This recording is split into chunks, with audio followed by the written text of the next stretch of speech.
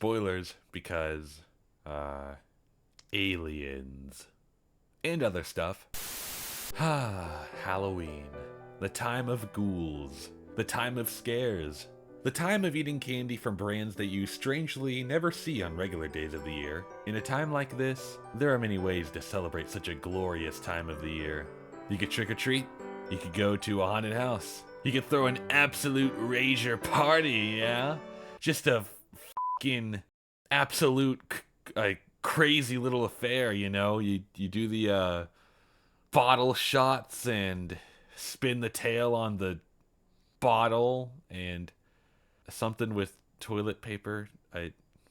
Look, I don't go to many parties. What if I run into a woman? Then what am I supposed to say? Hi, how are you? No one fucking says that anymore. I'll look like a chump. Anyway, there are many things you could do to celebrate Halloween, but there's only one way to do it right. By sitting down and watching the greatest fucking horror movie of the decade. Terrifier 3? More like Strike 3, because you're fucking out of here after this movie comes knocking on your door. Host? More like Post being a good movie compared to this one. Nope. More like Nope. That's a hard one. VHS Beyond was everything I wanted and more. I am in shock at how good this movie was. It met my expectations tenfold. It was gory, goofy, funny, sad, and most importantly, it was fucking scary. I just... Can I get a minute, please? I edited it out, but I've just been sitting here looking at my ceiling for like the past hour, I guess. What day is it? VHS Beyond released on Shudder on October 4th, 2024, and is the reason I now wake up every morning with a big ol' happy grin. I have watched it multiple times now as of the recording of this glazing, I mean review, and yeah, it's fucking peak. I don't know what else to say. It featured 6 terrifying sci-fi themed stories. Yeah, that's right, I said 6. Gone are the days where we receive a VHS movie with just a measly 5 stories. God, what a dark time that was. And trust me, each filmmaker brought their fucking A-game. Every segment is just so great. I will be going over each segment from worst to best. You know what? No, not worst to best. Not with this movie. Here, it's best to even more best. Alright, without further ado, join me as I dive into what will probably go down as one of my favorite movies of all time. Hee, I'm so happy! I'm sorry you had to hear that.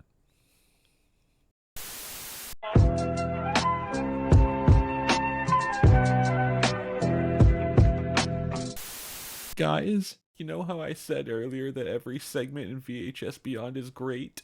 Well, Abduction is just good. Directed by Jay Cheel, this wraparound is basically a fake documentary, but with a bunch of real famous people, which is kinda cool. They talk about the history of alien encounters, UFOs, and all in all, it makes for a very informative piece about sci-fi. But like, this is cool and all, but nothing really scary happens until the very end. So basically, in between segments, we're just left with a group of guys just yapping.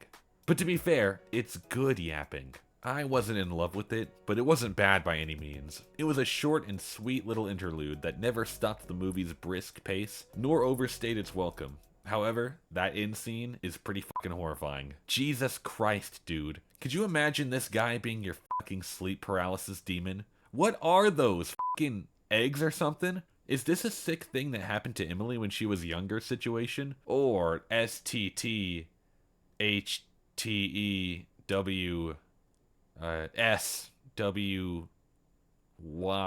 as the true fans call it. Like, just put yourself in this guy's shoes for a second.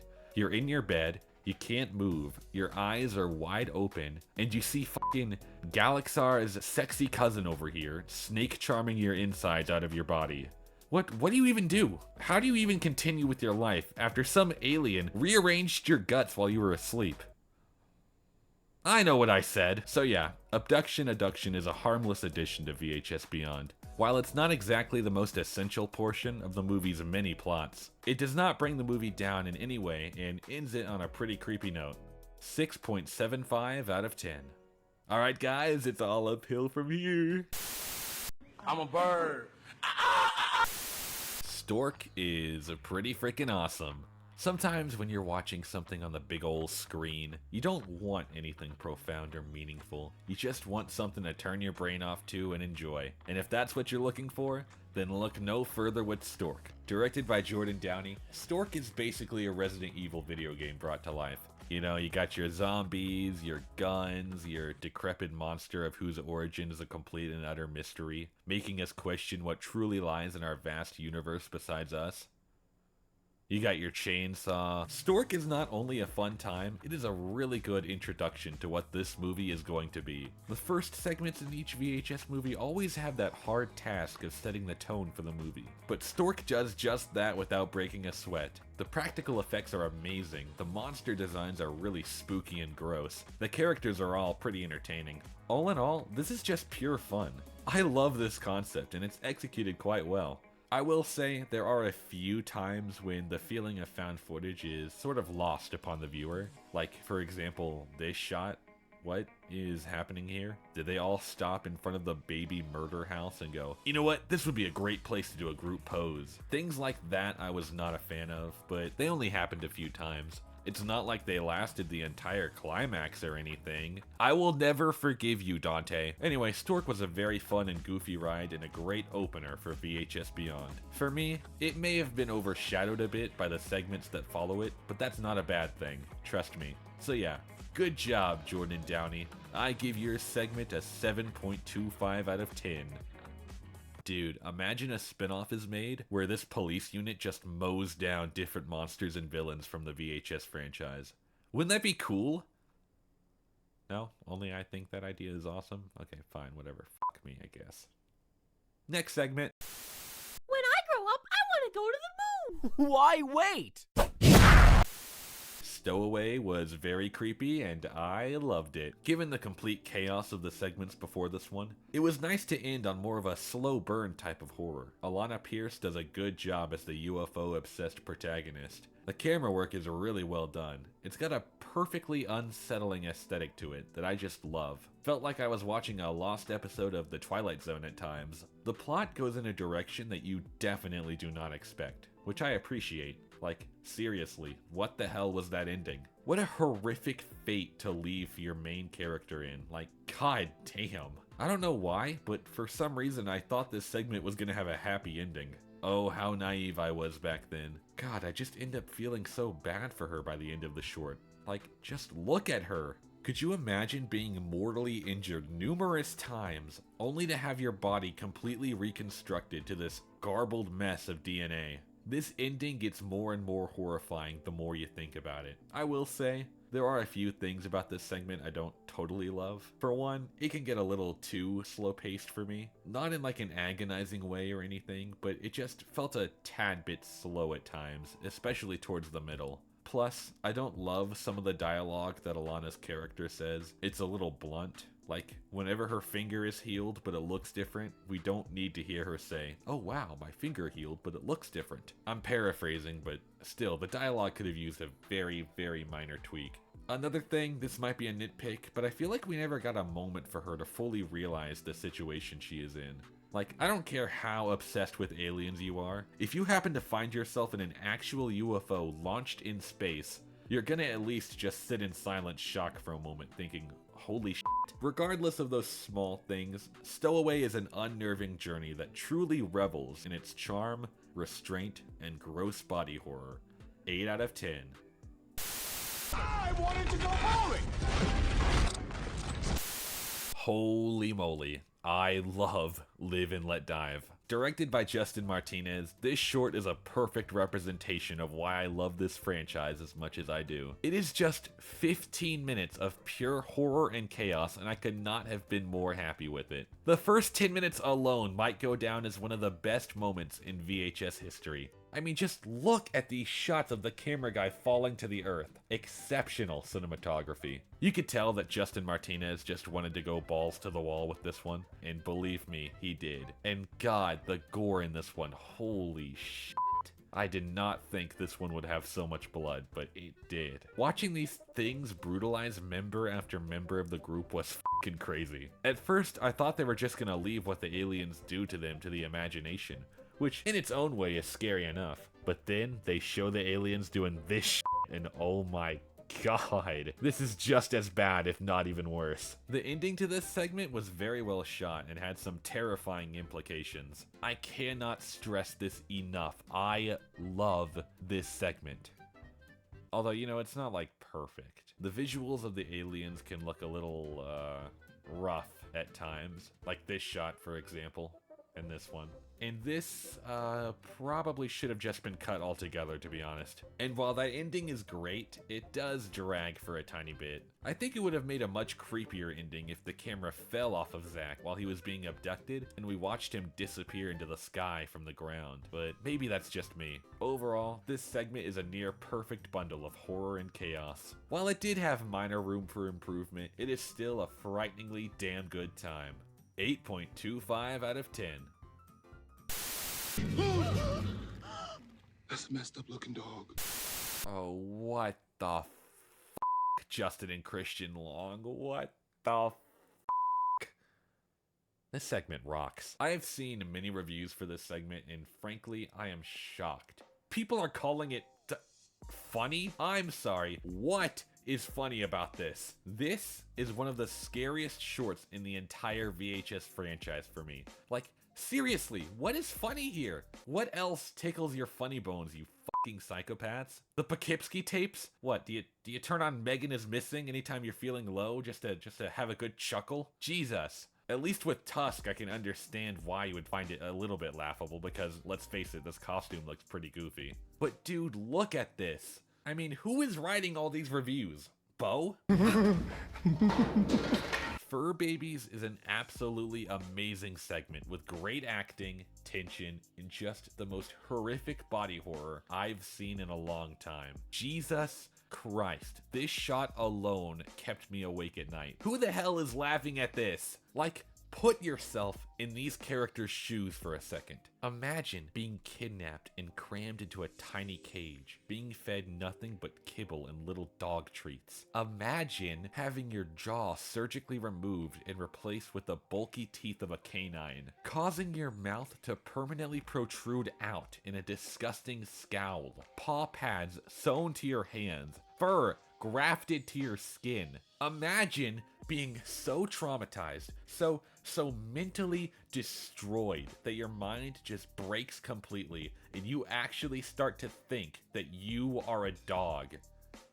No, it's not funny. I see you laughing in the back. Shame on you. To top it all off, let's take a look at our friend Gary here. Notice anything distinct about him? Maybe the fact that he's the size of a fucking child? She did this to a kid. A kid! And look how happy she is about it. What the f***? At least I think it's a kid. I don't know. Could just be a really short guy, but still, Jesus. And who are the depraved lunatics she is filming this for? Is there a black market for human dog fur babies or something? Holy sh**. What if she sells these things to people? God, I need to stop thinking about this. I'm gonna stress myself out. I need to put on the images of puppies. Oh God, no, it's not helping, it's not helping! In case you can't tell yet, I find this segment absolutely terrifying. The practical effects look almost real, the gore is extremely good, and the acting is top-notch, especially from Libby Letlow and Philip Lundquist as Becky and Bo. Braden Bruner also deserves some praise as Angela. I specifically love when her friends break into Becky's house to save her, and the way she calls out to them for help. Like, I can't exactly explain it. Like, the way she does it, like, there was just so much hopelessness in her voice, as if even if they did rescue her, her life as she knew it was over. The only negative thing I would say about this segment is that I wanted more of it. I wanted to see more of Becky's horrifying process of turning innocent people into once dead dogs. I wanted to see the final products of Cynthia and Marcus after following them throughout the segment. I kind of wanted to see the fur babies interact with actual dogs, but then again, that would probably be all kinds of animal cruelty, so never mind. The point is, my only criticism is that there just wasn't enough of it. I've heard a lot of people say that it doesn't fit the theme of VHS Beyond, which is, you know, a dumb criticism. There's no aliens in it, so it's bad. My brother in Christ, VHS Beyond is not alien themed. It is sci-fi themed. Sci-fi does not just mean aliens, you weirdos. The subject is sci-fi. You see any aliens in that, huh?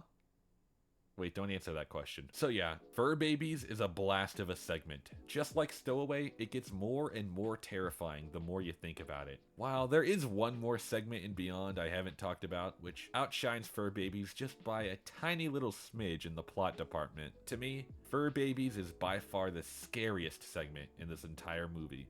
9.25 out of 10. Ah! A skeleton! Can I have my face back? No! Da da da da da da da. I can't be blamed. I am a goddess, so fiery and so. Oh. Hey. Huh, that transition was shorter than I thought it would be. Anyway, Dream Girl is fantastic. I gotta say, it was very close between this one and Fur Babies, for which segment would be my favorite. But while Fur Babies is probably scarier, this one still manages to take the gold medal. Dream Girl is without a doubt the most VHS segment in this entire VHS movie. Did that make sense? Whatever. Virat Pal f***ing cooked with this one. Holy shit. It really feels like he watched the first two VHS movies and wanted to capture the feeling of those films specifically, and successfully so. Everything about this segment is amazing. I love the Bollywood setting our characters find themselves in. It leads to some very good moments. A VHS segment with a musical number in the middle of it is something I never knew I needed. The characters are great too. While our main cameraman, Arnab, is admittedly a tad bit basic, the side characters really shine. The director and the, what was he, a grip, I think? Were very brief, but they had funny lines in between them. The manager's angry outbursts felt very real. This shot of Suno is my favorite part of the entire movie. And then we have the star of the show, Tara. Tara is such a great villain. Her design is so fucking scary, and she is acted perfectly by, oh god, why, every video. Namrata, Sheath? Look, I passed English in high school, I swear. Everything she does in this movie, from her facial expressions to her dancing to the way she fucking walks, it's all so creepy. Very specific praise, but I absolutely adore this one part where she keeps repeating the same dance move, like a lagging video game. It is such a clever way to foreshadow the big reveal, and it's done so creepily thanks to that lady's great performance. Nailed it. And god, what a climax. I did not expect things to get that bloody, but oh, Arnab did not deserve to have all that happen to him. Like, Jesus. I will say, I think this short would have probably felt a bit better if it had ended like 10 seconds earlier than it did. I don't love the whole shtick with her like jumping at the camera. I think it would have played off better if maybe it just ended on Tara dancing alone in the room littered with bodies. Would have been a very creepy way to end off the movie. But what we got instead was not bad or anything. I just thought it could have been executed a teeny tiny bit better. But like, besides that one thing, I have no problem with this segment. It is just so fucking good. So yeah, Dream Girl is a gloriously horrifying spectacle, riddled with spellbinding performances, incredible atmosphere, and great use of that classic VHS foreshadowing. Thank you, Virat Pal, for creating what will likely go down as another top-tier monster in the VHS catalog, and for creating what is without a doubt the best segment in VHS Beyond. 9.5 out of 10. So, yeah, this movie was pretty frickin' spectacular. I loved it wholeheartedly, and I imagine that most others will as well. If you didn't really like the past few entries in the franchise, then this one is sure to draw you back in. And if you did enjoy them, then you're surely gonna love this one even more. It truly feels like, in a way, a return to form for VHS as a whole. It's crazy that this is the 7th movie in the franchise, and yet it still manages to raise the bar exponentially. I'm almost a little worried for any possible 8th movie, because it's gonna be really hard to follow up a movie this consistently entertaining. But hey, if anyone can do it, it's Shudder, I'm sure of it. Overall, as a movie, VHS Beyond is everything I wanted in a sequel. At worst, it's good, not great, and at best, it rivals some of the best content in this entire franchise. Thank you, Shudder, for creating such an amazing, terrorizing experience that I will cherish until the day I die. 9 out of 10. It was gonna be a 9.5 out of 10, but I had to knock it down a little bit for no gratuitous boob scene. Sorry, my hands were tied. Now go watch this movie. Watch it now. Go watch it. Go watch it. I don't care if I just gave away every plot point. Go watch it. I don't care if you've already watched it. Watch it again. Watch it a bunch of times. I don't care how long. Hell, it's been 3 days since it came out as of me writing this script, and I've already rewatched it 4 times. That's how antisocial, I mean dedicated I am. Okay, seriously though, does anyone know what day it is?